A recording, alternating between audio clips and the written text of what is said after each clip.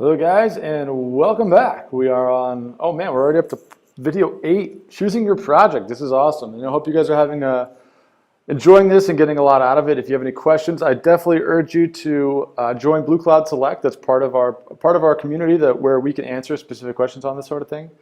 And if you're not a part of that, it's really easy to sign up. Just go to Blue Cloud Solutions /bluecloud-select. Because I can't cover everything. I think the ebooks with this will be able to give you guys tons and tons of information, but I always want to make sure that you guys are taken care of. So feel free to join up and join the crew. We got a lot of people who contribute each month, which is really exciting. All right, so today what we're going to talk about is choosing your project. Now, this may seem like a kind of not that. There's nothing sexy about that title, right? Like, oh, well, I got to choose it. Obviously, I'm going to reskin. But there's actually a lot that goes into this. And I wish more people had spent time on this piece of it, because when some people come to me and they say, oh, well, this didn't come, I didn't get the downloads I wanted to, or, this project didn't turn out the way I wanted to. When we peel back the onion and we start to talk about, how it all started, what I realized is they didn't even do any planning, or they didn't think about the project even before they started. And so that's why I thought this was so important, because I want to talk about what should you skin versus what you should not skin. And it's not as simple as saying well, what's the new hottest source code, or what's made the most money in the past, what's the best situation. It's not quite that simple. And so the goal of this video and this presentation is that I want to save you time and money. I want you guys to be able to create projects faster that you're more excited about, that are going to make you guys more successful. All right, I want to help you also get out of your own way, because a lot of times when you pick a project that isn't the right match for a variety of reasons, you can end up spending weeks and weeks trying to fix problems or explain something to someone else, or get out of your own frustration, and that kills project momentum, right? Everyone knows that's the worst thing to happen. And the third thing is I want to help you guys make smart decisions. Even if it doesn't benefit me, I want you guys to have the best information and make decisions possible so that you're most successful. Okay? So what we're going to discuss today is specific questions you can ask, how to gauge success of a project and whether or not you should do it, and also when to say no. That's a really powerful one.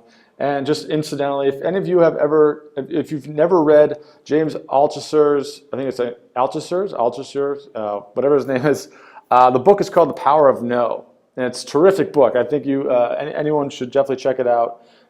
It's an awesome book. Just kind of a side note there. Okay, so when you start out, right? So the goal of this, when we're reskinning app, is how do you choose a project? How do you say, okay, I know I want to do a project. Which one should I pick? And specifically, that usually means, what source code should I start with? And that's for most of you, that's where you're going to be. So when you're just starting off, you want to ask yourself a few questions. You want to think about a few things. The first thing is you want to know what your goals are. And most people say, yeah, okay, I want to make a lot of money. Well, that's great, but what else do you want? Do you want to get better at this? Do you want to set a time record? Do you want to do this faster than you've ever done it? Do you want to learn more about this? Do you want to try to get as many downloads as you can? Do you want to learn how to do something yourself? I mean, what is your goal? Maybe it's just make more money, but you have to break it down to something even more tangible than that often. Not always, but often. And just be very clear about that. Be able to write that down on a piece of paper and say, I'm going to measure the success of this project by blank. And if the more you can do that, the more successful you're going to be.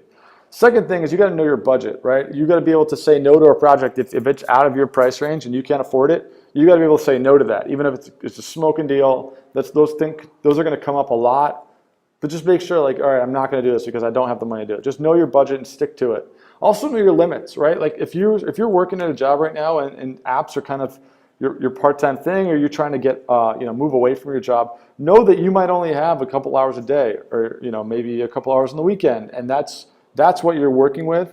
And if you buy 15 source codes that are huge projects, you might just stress yourself out so much that nothing gets done.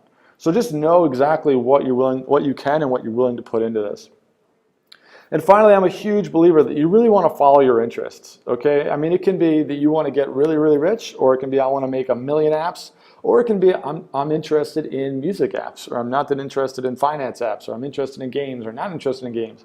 Whatever it is, this doesn't have to be the ultimate driver, because I think sometimes it can be really helpful to build stuff that is just a good business model.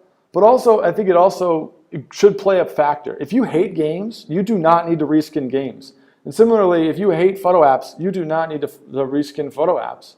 They can be really powerful products, but you don't have to do it. It's better to work on something that's a passion project of yours and grow from there. So just something to think about. So once you do all that, then you decide what kind of source code to use and you start shopping around, okay? Obviously, I'm a little biased on my own source code because I sell my own source code, I vetted it, I think it's great, I've proven it. But at the same time, I mean, if you want to go out, there are hundreds of sites out there, there are hundreds of source codes that you can go and check out the pricing on, check out the quality, check out the developers. Just go shop around, see what's out there. I think it's a completely good thing to do. The second thing, and probably the kind of the wrapper, the umbrella of all this, is make sure you have a plan. Like, what are you going to do when you get that source code? Just like we talked about in the previous module, what are you going to do? Who's going to work on it? Maybe it's you. Maybe it's a team you have. How are you going to end this project? Are you going to keep updating it? Are you going to try to sell it? Are you going to try to, pass it on to somebody else? What are you going to do? And then third is manage your expectations. Okay, so when you are deciding whether or not to, what project to choose, make sure that you are very realistic about those expectations. Okay, here's an example. I have people who come to me and they'll buy the GemDots source code, right? It's like a pretty small to intermediate game source code. It's a terrific starter source code and people can make a lot of money on. But I have people come to me and they say, "Oh my gosh, I just bought your GemDots source code, and my goal is I'm going to get 1 million downloads in the first 6 months of reskinning this." And I say to them, "Listen, that's awesome, and I'm all about dreaming big, but you need to get a reality check. I mean, the chances of that happening aren't very high. And this could easily be a very successful project, but because you're thinking it's going to be so massive, you're setting yourself up to not want to keep doing this. So it's much better to say, well, maybe you'll get 30,000 downloads or 50,000 downloads, which is nowhere near as exciting than if you got 1 million, but it's much more feasible to get to. And if you get to that point, you're going to learn from it. You're going to swallow your ego, and you're going to say, all right, now I can do this with 3 more codes and grow my business even further. So just have a good expectation level when you're deciding to choose your project and your source code. And so this is the golden rule. We talked about this a little bit before, but I want to reiterate. When you're choosing your project, keep this in mind. When you pick a small code, the biggest thing you're going to get out of it is an education, and you might get some revenue on the side. Now, the good thing about small codes is that you're going to get a lot of information, a lot of education, but you also have a good potential for return on investment because your costs are really low. So, but the primary goal of a small code is to say, all right, I'm going to get something, I'm going to reskin it, and I'm going to learn so much, and if I make money on this, it's awesome, but chances are that's going to happen down the road, and I'm not going to retire from it. Now, it could easily be profitable, but it's just not going to be big money. If you want a medium code, you get a combination of education and money, because by that point, typically, you're doing pretty well, and you know what you're doing. You have a team, you know what you want to talk about, everything like that, what you want to work on. And then if you have a big code, you're looking to make a lot of money because you've been in the game, you get this, you know what's up, all that sort of thing. When you are choosing your project, when you are choosing what to do, be very honest with yourself about where you are in the process. If you are a beginner, start with something smaller. If you have been around the block and you know what's going on, try something bigger than that. But this is a very good rule if you are if you are deciding what kind of project you want to do. So how do you know which projects to skin? Okay, here's a step-by-step process on how you can determine it. 1, how did the original source code behave? Now realize I didn't say how much money did it make, how many downloads did it get, it's how did it behave, right? So the first thing you do is you want to download it, and you want to take some notes. You want to say, all right, this game is great, I really like how it does this, I wish it did this, oh, it's kind of buggy on this part, or the screen doesn't load fast enough, or whatever it may be. Read through the reviews, say what is the reviews? If it says too many ads, is that really a bad thing? It might just be, well, I just don't have to show as many ads, and I'm going to get a lot more 5-star reviews. Just read through reviews, and you'll get a sense of what kind of product you're looking at. Is there room for improvement? When you download it and you start using it, are you going to say, wow, I just wish it did blank? And if it does, that's awesome because you can go and you can easily make that happen. 4th, do you even like it? Is this something that you're interested in? Do you like what it does? Do you think it's cool? Would you call your friend and say, hey, you should you should download this app. You'd really dig it. What language is it in? Developers. This comes down to before, cross-platform. What kind of app are you buying? And remember, this is like a proof of concept. When you download the original one, you're not necessarily saying that, oh, your project and your app is going to do exactly what this did, but it's going to say that, hey, the market likes these kind of apps. there's clearly something here. There's a lot of opportunity that I can capitalize on. So that's the first step, right? Download it, research it, take advantage of it. Step two, always, always, always, always, guys, use quality. Do not try to skimp on your money and get something that's crappy. It is not going to work out for you, okay? I can promise you the only time that works out is when you are like in what's called a very, very highly emerging market, right? When there is absolutely no quality control and all, like there's just a feeding frenzy type behavior, you can throw up garbage and you can make money on it. I know because I've been there. And I can tell you with absolute certainty that is not the case of how it works now. You really want to go for quality and buy a code that you really like. Even if it's simple, if you don't have a big budget, make sure you buy something that's quality. So how do you determine quality, right? Well, when you download the game, that's probably the best way, is you're going to actually play it and you're going to say, well, what are the details like? You know, what are the movements like in the screen? How are the transitions? You know, how well do the buttons work? How easily is it to move through the app itself? Coding really matters because you're focusing on the graphics. So if the coding's already built once and it's done really well, you don't necessarily need to worry about the quality of the coding nearly as much as you do about the quality of the graphics. So think about that when you download the game. It's really important. The details show you the quality of the game. Now, less expensive small codes are great for learning. They can be tough for building a long-term business. That's why you want to focus on these kind of small core details and not these big kind of grandiose movements that you might see in bigger apps, because the small codes, if you build them, you stack them together, you're going to learn a lot more. You're going to have a much better chance of getting an ROI. So when you're looking for quality, just make sure that the code, it works really well through it. You know, vet it through other people, talk to the developer who made it, find out everything you can. That's a really, really important step. Now the third one is just check the resources. This is pretty straightforward, right? Like, how many images are there? Like when you're deciding if you want to do this project, are there a lot of images? How many? Is it 2D or is it 3D? Like, which ones do you want to do? What team do you have in place? Which ones can you do personally?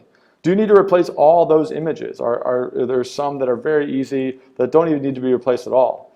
Is the design work cost effective? Are you going to be able to afford this? Are you going to be able to make your money back? And is it universal? You know, how many reskins, how many different platforms and how many different sizes are you going to have to reskin each graphic for? And is it on Android? Things like that. Step 4, can you market this? Okay, obviously this is a huge question, but it's actually a lot simpler than you think. Because if you're looking for marketing advice, definitely I would recommend downloading the Blue Cloud ebooks. It gives you a million ideas. You can read the blog. There's a million blogs out there that have a lot of marketing advice.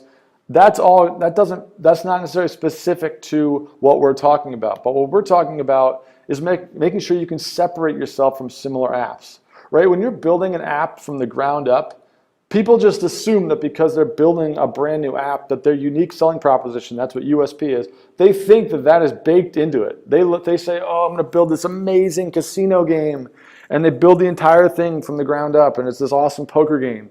And you know what I tell them at the end of the day? I go, this is the exact same thing that I could have sold you for $200 with the source code. And they look at me and they go, no, but we built it from scratch. And I go, it doesn't matter. Your unique selling proposition is exactly the same. There's no unique features. And so what I'm telling you guys is when you're thinking about how can you market this, think about what can you add to this source code, to this product that's going to make it unique. And that is something that so many people miss, because when they do custom development, they think that the development itself is the unique piece, and it's not. I'm telling you from a marketing standpoint, you need to have value add for the user. So that's number one, is make sure you can separate yourself and build in that unique selling proposition. Second is, how can you separate your skins from each other? So let's say you download gem dots is a good example, and you want to separate them all from each other. How do you do that other than just theme? You know, maybe one's multiplayer, maybe one isn't. Maybe one has this many achievements, maybe this one doesn't. Maybe this one has ads, maybe this one doesn't have ads. I mean, it can be anything you want, but you just need to be able to say, all right, well, this gem dots is doing this one, then just this gem dots is doing that one, and then they each have 3 reskins of design on top of it, whatever it may be. But that's something to think about as well from a marketing standpoint, because then you're going to see which one pops, which one people like the most. Can you detail why your app is different? That goes back to the unique selling proposition. But when you are marketing it, not only is this what your user is going to, you know, why you're going to get more downloads, this is going to come into exactly what you write in your description, what you title it, what the first screenshot looks like, what your app preview looks like. If you want to go to a blogger or social media, this is what you're going to be pitching. And if you don't know exactly what makes you different and better, and you can't write that down and succinctly describe it, you're going to have a very hard time marketing it.